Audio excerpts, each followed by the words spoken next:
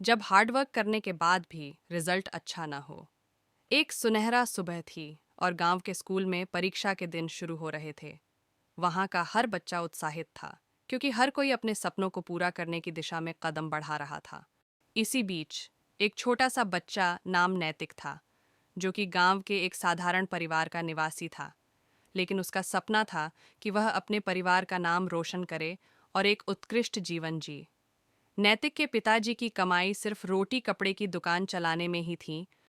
नैतिक की दो बहनें और भी थीं।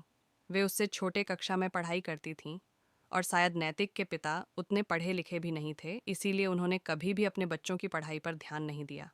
इसलिए नैतिक के पास कोई विशेष संस्थानिक शिक्षा नहीं थी, लेकिन उसने कभी अपने सपनों से हार नहीं माना। परीक्षा के दिन नैतिक ने बेहद मेहनत की और पूरी ईमानदारी से पेपर लिखा। वह सोचता था कि इस बार उसका परिणाम जरूर अच्छा आएगा और उसका सपना साकार होगा। परंतु जब परिणाम घोषित हुआ तो नैतिक का दिल टूट गया।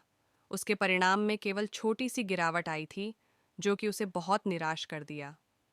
उसने अपनी मेहनत को गिरवी डालने की कोशिश की थी, लेकिन उसका परिणाम उसे चिंतित कर रहा था। नैतिक के दोस्तों की मार्कशीट उससे भी कम आई थी, इसीलिए वह अपना दुख अपने मित्रों के साथ भी शेयर नहीं कर सकता था। नैतिक के पिताजी ने भी उसे देखा और उसे संबोधित किया। नैतिक, मेहनत और ईमानदारी कभी निराशा नहीं देती। तूने जो किया वह बहुत महत्वपूर्ण है। नैतिक ने अपने पिताजी की बात मानी, लेकिन उसका मन अभी भी निराश था। उसने सोचा कि क्या गलती हुई, क्यों उसका परिणाम इतना अच्छा नहीं आया। फिर उसने अपने अध्यापक से मिलने का निर्णय किया। अध्यापक ने उसे समझाया कि कभी कभी हमारे परिणाम हमारी मेहनत का परिणाम नहीं होते, लेकिन हमें कभी भी हार नहीं माननी चाहिए। नैतिक, तुमने यह तो सुना होगा, या तो हम जीतते हैं या तो सीखते हैं, हम कभी हारते नहीं हैं।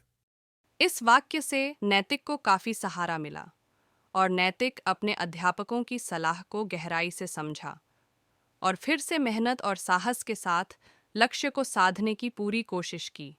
वह हर गलती से सीखता रहा और प्रयास करता रहा। वह फिर से अगली परीक्षा के लिए तैयार हो गया।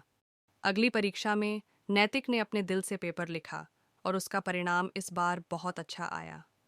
वह अब अपने सपनों की दिशा में अग्रसर हो रहा था और उसने अपने परिवार का नाम गर्व से उच्चित भी किया। इस कहानी से हमें यह सीखने को मिलता है कि हमें कभी भी हार्ड वर्क और मेहनत से विचलित नहीं होना चाहिए। जब हम सच्ची मेहनत करते हैं तो समय के साथ हमारी मेहनत कभी न कभी फल जरूर देती है।